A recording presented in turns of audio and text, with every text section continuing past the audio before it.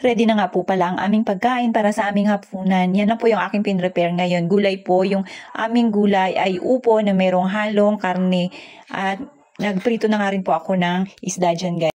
2 piraso lang po yan na malalaki. Hinati ko lang siya sa gitna para marami, di ba? 4 po kasi kami ngayon dito, pang-4 si Yayam. At yan guys, syempre ako na ang nagluto. Ginisa ko na po habang si nanay busy pa po doon sa labas. At nag-aalaga po siya kay Yayam guys. Kaya sabi ko, ako muna yung tuka ngayon dito sa pero guys, si nanay na nga yung nag-slice kanina ng upo na kanyang binili. Ayan po, yung karne po na yan, napalambot ko na po yan, nilaga ko na yan siya guys, para pagka ganito nagigisahin na lang, mabilis lang po yan siya. Sinangkutsa ko lang po ng konti at after na mag-brown, saka ko po nilagyan ng sabaw. Yan guys, nilagyan ko na nga rin po pala ng pork cubes para mas masarap at konting, alam nyo na, pang magic sa ating ulam pagkain. Magic sarap guys yan. Hindi ko na nga po yan nilagyan kanina ng asin kasi baka umalat. Dahil meron na nga pong magic sarap at pork cubes. Kaya saglit lang ito guys lutuin. Hinalo-halo ko nga lang konti at konting pakulo. Nilagay ko na nga rin po pala yan yung upo na in-slice ni nanay. Binili niya po yan kanina doon sa labas. At sabi ko nga po kay nanay, may nakalimutan kami guys. Ayun nga po yung malunggay. Kaya hindi na po kami bumili. Pumunta lang kami doon sa puno ng kapitbahay. Kumuha lang kami doon guys. Umingi rin po pala kami. At pagka ganyan guys, syempre tag-ulan na ngayon. Mabilis na yan magdami yung mga talbos niya, yung dahon ng malunggay. Kasi nga laging nadidiligan, laging nauulanan. Alam nyo naman pagka palagi nadidiligan, mabilis yan mamunga, kumbaga sa mga prutas, di ba guys, ganun. Or pagkadating sa halaman, mabilis yan na tumubo pagka bagong tanim. At sa mga kagaya natin na lagi nadidiligan, nag-glow. Talagang kasali pa tayo doon, ano. Yan guys, tinikman ko na nga po pala yung aking niluto. Abay, napakasarap na kahit na hindi ko nalagyan ng asin. Saktong-sakto lang sa aking panlasa. Kunti lang po kasi yan siya dapat na ang ilalagay natin na sabaw para pagka tinikman natin talagang swak na swak at saktong-sakto sa ating panlasa guys. At yan na nga po. Pinarito ko na nga rin po pala ito yung aming natitirang mga isda dito sa rep. Baka guys, talagang makalimutan na namin ang tuluyan na lutuin. At masira pa, madalas po kasi yung brown out dito sa amin guys, alam niyo po yun kasi palaging may inaayos ang paleko, kaya ganun. Iwan lang, di namin alam, mga susunod na buwan, di namin alam yung aming bayarin, yung aming bill sa paleko, baka malaki na guys. Kanina nga po pala, umulan dito sa amin guys, hapon na po, hindi pa ako nakakaligo, parang talagang gustong gusto ko pong maligo sa ulan, kaya inantay ko po talaga na bumuhos ang malakas na ulan. Ayoko po ng ambon-ambon lang, gusto ko yung malakas na ulan, kaya guys, nung pagbaba ko, naligo ako sa ulan, parang mahina nga lang. Kaya ito, binuksan ko na yung aming gripo at gumawa na rin ako ng aking shower dito. Nilagay ko nga po yung hose dito sa taas ng aming bubong dito sa kubo guys. Kasi nga po, parang nakukulangan pa ako sa ulan, sa ambon guys. Ambon nga lang po. Kala ko kasi kanina talagang lalakas siya kaya bumaba na ako. Yan po talaga yung inaantay ko guys sa buong maghapon. Hapon na nga po talaga nagkaulan. Buti na nga lang po umulan pa at naisipan ko pang maligo. Ako nga lang po dito kanina sa bahay kasi si nanay nandun po sa taas may ginagawa guys. At buti na nga lang si Yayam tulog. Kaya walang makulit, walang pauli-uli at wala akong babantayan. Natutulog siya guys. Pinatulog ko na nga po siya bago pumatak ang ulan. At talaga namang nakikisama ang panahon guys. Alam na alam kung anong plano ko sa buhay ngayong hapon. Yan nga po guys, sarap na ako sa aking pagligo dahil nga nainitan na po talaga ako. At yan ang aking sabon dyan guys. Syempre, alam nyo na yung aking binibenta na Kojic soap. Talagang ilang taon ko na rin ginagamit yan guys. At talagang masasabi ko sa inyo na effective talaga yan siya kasi nakikita ko sa skin ko guys, kumikinis siya. Kahit na hindi naman tayo gaanong kaputian, basta makinis, talagang satisfied na po ako dyan guys. Sarap na sarap nga po ako dyan sa paliligo dahil nga po nag-enjoy ako guys sa tubig at sa halo na rin, sa ulan. Pero pagtingin ko nga po pala doon sa labasan kasi kalsada ka nga po yan or daanan po yan guys yung kanto dyan sa amin. May mga nakatingin po pala. Kaya okay lang din, malayo naman. Dahil nga po biglaan ito yung ulan, bigla po akong bumaba. May kausap pa nga po ako doon sa phone ko kanina. Kaya iniwan ko nga po saglit. At guys, talagang sabi ko nga sa inyo, nag-enjoy po ako dito sa baba. Kaya medyo mahaba-habang oras ako nag-stay dito. Kaya pag akit ko nga po kanina sa taas, marami na po pala akong calls guys. May mga importanteng message po ako or calls na dumating. Kaya hindi ko po talaga na-check. At isa pa, itong si Yayam, talagang masarap ang tulog niya guys. Mahaba ang kanyang tulog. Kaya hindi tayo na-isturbo dito sa baba sa ating paliligo sa ulan. Sakto nga po, pagtapos ko maligo sa ulan, umakyat po ako sa taas at ayun, nag-iiyak-iyak si Yayam guys. Pero parang naalimpungatan lang nga po siya, kaya tinabihan ko na nga po at pinatulog ko. Dahil nga po katatapos ko lang maligo, ayun, habang sinisipin ko si Yayam, nakatulog po ako noon.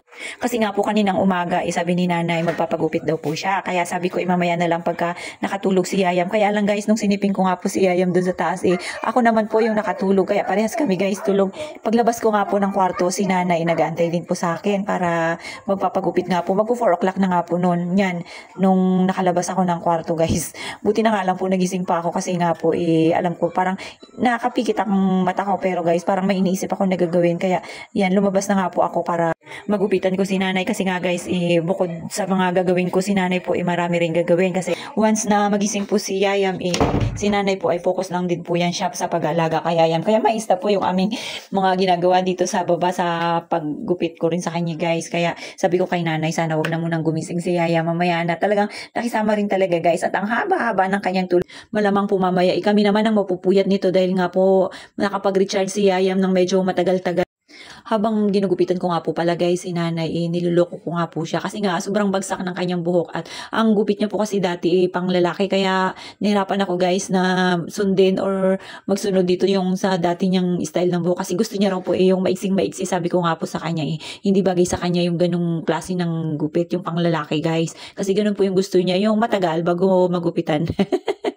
Yan na nga po, talagang yung aking ginamit na pang spray guys, yan na lang yung bote ng alcohol na wala na ring laman. Pwede na yan. Yan na nga po, tingnan nyo nga po. Hindi na namin alam kung ano yung posisyon na aming gagawin kasi medyo mababa ito yung lupa na aming pinagpatungan. Kaya sabi ko kay nanay, tayo na lang siya guys kasi parang bitin ako at nakaupo kasi po siya. Mababa masyado kaya sabi ko magtayo na lang. At yan naman, pag tayo niya guys, talagang saktong-sakto naman. Nakita na natin kung ano yung mga dapat ayusin dyan. Yung dati po kasi na gupit ni nanay, meron pang paahit-ahit na nalalaman. Sabi niya nga po, hindi nga raw po kasi marunong maggupit yung dating nagupit sa kanya. Kaya ni-repair ko na nga rin guys. Sabi ko nga dapat ganito lang yung kanyang pinapagupit. Parang layer lang yan siya guys. Madali lang yan siyang gupitin. Sabi niya nga po, kaya ito yung gusto niyang gupit, yung ganitong style na short hair guys, kasi nga po mabilis lang or madali lang suklayan at isa pa, hindi niya na kailangan magtali-tali ng buhok. Lalo na pagka marami siyang ginagawa guys, iistorbo daw po yung mahabang buhok. Abay, pagka nagkakaedad na po talaga tayo, wala nang paarte-arte guys, kung ano yung po pwede at yun na yun, kung anong pwede, pwede na. Yan na nga po, pinagsiyan ko nga po ng konti at nilagyan ko ng design dito sa likod guys para kahit pa paano maganda-ganda rin tignan. Kasi parang nakaraan guys, nagupit niya, yung parang bao. Sabi ko nga po sa kanya, parang pinaglaruan lang yung kanyang gupit. Agad, sa driver sa truck, din, tungi, anak ko. Nag-aaway sila, hindi kaintindi. Driver ng truck? Oo. Mister mo? Oo, naku, nakasasanyan! Tawa ka na lang. Wala maintindihan na. Buang man to lang tawa ko. Pinatulan niya? Pinatulan naman nga iya mga kasalanan. Kasalanan niya rin pala? Oo, kasi nandun lang sa kilid. Hindi naman Bakit tabing yung ulo? Pundo naman lang yun. Nakapark lang? Oo, sa kilid. Binungguan niya lang. Ng mister mo, lasing siya? Lasing. Siya pang nagalit. Away siyang dalawa.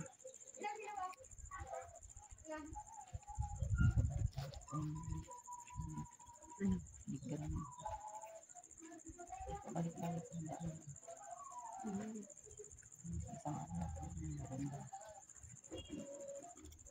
Alam mo niya? Din. Halatang halata talaga guys na nagmamaritisan kami dyan ni nanay kasi si nanay may palingon-lingon pa. Hinihinaan ko na nga po yung aking sinasabi at marami pong dumadaan. Si nanay talaga. Tingin ko magdaan dyan.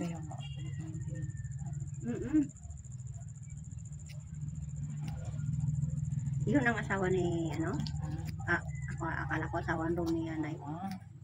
Ha? Mama ni Jenny.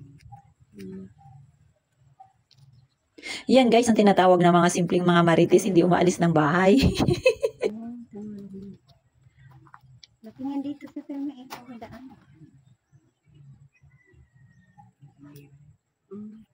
Simple lang talaga yung mga bulungan namin dyan guys. Kaya wag nyo nang pakinggan. At yan, si nanay, panay ang tingin sa camera guys. Daw Dora man ako. Kaya nga na. Oo, parang si Dora. Yung sa ano yan ay? Tayo ng buhok. Buhok? Ganyan lang ako ginagawa. Yan, ganyanin mo lang. Oo, hindi. Pag ano pala, pag inihinati mo pala, ganun. Ano, Nay? Diba? Ganyan ko Dapat lang. brush lang yan. Oh. Hindi lang, ganyan lang yun siya. Hindi ko. Okay na yan sa iyo, ganyan lang kaisi. Oo, okay na yun. Ha? Oo. Ha? Oo. O, ganyan lang. Sa iyo nakarami, hanggang dito pa, oh. Buong ko ka na yun. Buong klase ba yun? Tingnan mo yun sa tenga mo, okay na yan? Okay na. Okay na. Tingnan mo raw. Okay na yun. Nag-apply away kasi dito ko. Oh, nag-apply away pa dyan, di na. Hindi. Oh, Nag-apply. ngiti ka raw, ngiti. Hindi man ako maginti. Wala akong ngipin. Okay na. Okay, mag-thumbs up ka. Yan lang na yan. Oh, yan, dapat ginaganyan. Ganyan. Mga ano kasi buko eh. Parang madula. After nga po niyan guys, umalis po pala si nanay. Namili po muna siya ng aming mga lulutuin ngayon kasi magpa 5 o'clock na guys, kailangan na namin mag-asikaso. Mahirap po kasi pagkagabi na wala pa kaming luto dahil kakain po si Yayam. Habang wala nga po si nanay, ako na po muna dito yung nagtaos sa kusina guys. Nilinis ko muna ito yung ref. Napansin ko po kasi nagbaha na dito sa ilalim kasi nga guys, ipanay-panay ang brown out dito. Laging walang kuryente, ewan ba sa paleko guys, at marami yata silang inaayos. At yan guys, nilabas ko na nga po yung mga lulutuin dahil magpiprito po ako ng isda. Hindi ko nga po alam kung magpiprito or magkikinilaw sila ng isda. Yan, binabad ko na nga po kasi naka-frozen po yan siya kanina. Pati na yung karne guys. At nag-prepare na rin po ako ng mga sangkap ng sibuyas, bawang, para pagdating po ni nanay mamaya magbabalat na lang o magpiprepare na lang kami kasi nagpabili lang po ako ng upo guys. Ang lulutuin po kasi namin ngayon ay gulay, yung upo lang na may konting karne. Gigisahin lang namin siya guys, tas lalagyan ng malunggay para po healthy. Paminsan-minsan po gulay-gulay lang din po para sa ating katawan at kay Yayam sa bulinggit. Yan guys, nag-slice na nga po ako ng bawang sibuyas habang wala pa si nanay kasi mabilis lang din po yun maglakad si nanay. Naglakad lang po siya papunta doon sa talipapa para ayun guys, bumili na rin po siya ng merienda namin kasi nga maghapon na hindi pa kami nagme-merienda. Yan, buti na nga lang po medyo mabilis lumambot ito yung ating isda. Dalawang malalaki lang yan guys. In-slice ko lang sa gitna para hati at talagang tagi-isa kami.